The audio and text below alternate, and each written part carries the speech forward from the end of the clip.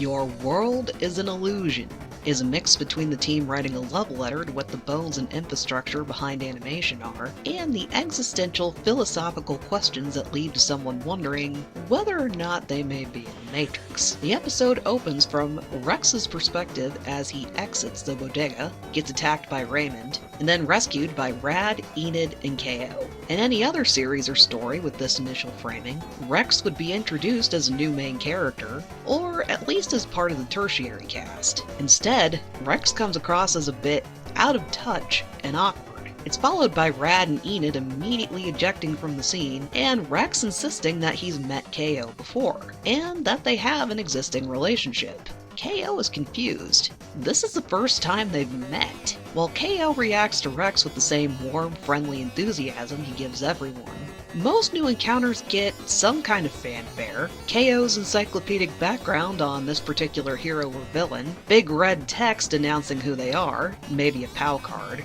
Usually, new characters that have an existing relationship with the established cast met them off screen. In the case of OKKO especially, most of the cast appears in the background, or as some kind of cameo before they get direct screen time or focus. So, KO's first meta hat tip is acknowledging that Rex is as new and out of the blue to him as the audience watching, regardless of what the rabbit in the cool leather jacket has to say. When Holojane tries to recruit KO's help, I love the callback to Shadowy Figure as an example of stranger danger. Holojane has definitely been keeping tabs on KO's quirks and idiosyncrasies. She immediately plays on his need to be the vigilant, helpful hero to anyone and everyone in need. Reservations or not, KO is still at a point in his character arc where heroics trump everything else. Their initial conversation plays with ideas like the more detailed parts of the background in some cartoons versus the prop a character is going to interact with. The difference was more prominent in older cartoons, given that the process involved flat color cells over a painted backdrop. The backdrop could feature more shading, lighting, and details in the moving characters, or parts of the backdrop lack the same outlines as the active characters do. It's worth calling attention to what The Rock is referencing, since just about anything could be interacted with in a CGI cartoon, depending on how the world or environment are set up. A character picking up or interacting with an item isn't telegraphed in modern animation in quite the same way as older cartoons. Holojane tells KO that his world isn't real, and that she's trying to find somewhere that feels more real to her. It's interesting that Holojane is set as the one in-universe character that's self-aware of living in a cartoon world, rather than just lampshading or referencing this as a one-off joke.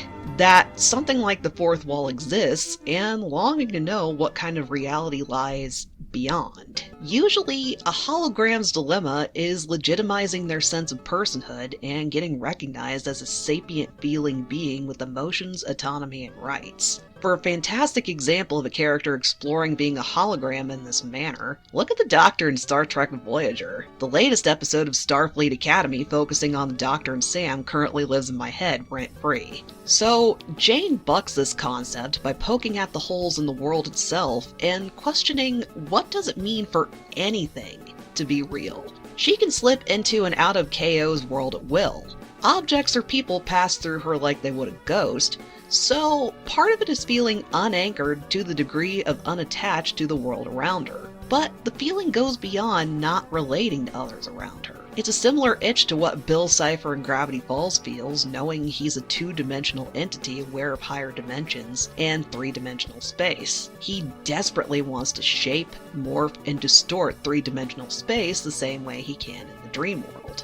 In Deltarune, Spanton and Jeevel respectively feel untethered from the dark world, knowing something about the game world itself and the nature of the soul. Jeevel relishes in the freedom being a game character brings. The boundaries, limits, and worries he used to have feel lighter and inconsequential by comparison. There's greater heights he can reach now knowing what he does, versus the small, restricted world he was in before.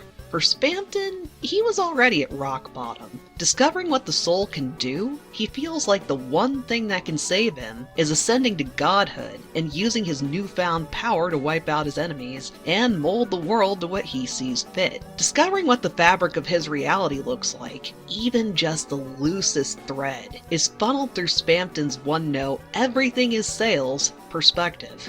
Jane isn't sure how to process her brush with this kind of existential dilemma. She wants to find mooring. She hopes that if she looks in just the right spot, asks just the right questions, she'll stumble across a sense of purpose and meaning.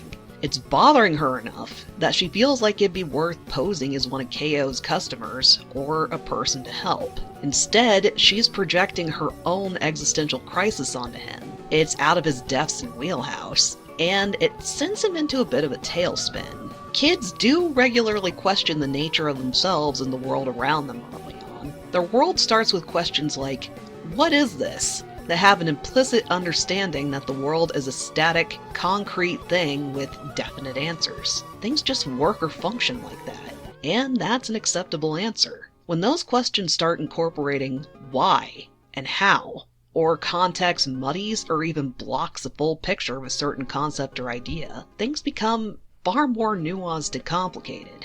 KO follows the loose threads of his reality to his lower half disappearing in certain shots, blows not landing and instead getting conveyed with a flash and a sound effect. He pulls from the library that the team behind the cartoon tries to subvert. Humans generally have 5 fingers, cars aren't big tanks adorned with weapons, and action scenes aren't edited with stylish cuts and fitting sound effects. When KO stumbles across the needlework stitches of his universe, he encounters something similar to the scale and insignificance someone feels when they think about how small they are compared to something like the sun, other planets, the universe at large. It's the cornerstone of cosmic horror.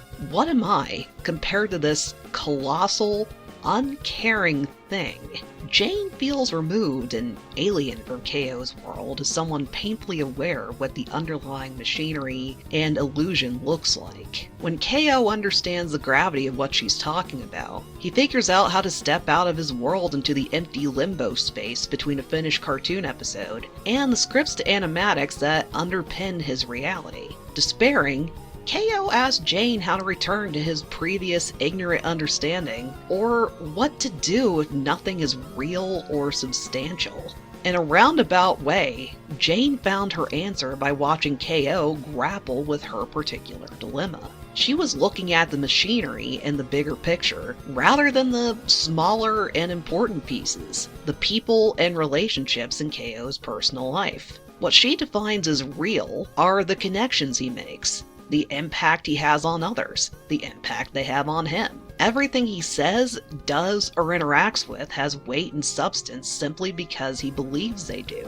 The same message applies when someone tries to figure out what purpose or meaning their own life has. Usually, someone makes moves like joining a club, writing music, hiking, or otherwise to meet new people, strengthen their relationships with others, better understand themselves, or something that feels like a deliberate, grounded effort to be part of the world around them. Real is a tenuous concept here. Something has purpose and meaning because someone decides it does. When Jane says she's going to explore other dimensions, it's her version of exploring and better understanding the space she exists in. She's inspired to find her equivalent of what KO's friends and family are to him. The ending sting is a dissonance between Carol asking if KO is okay, with an earworm sing-song to it.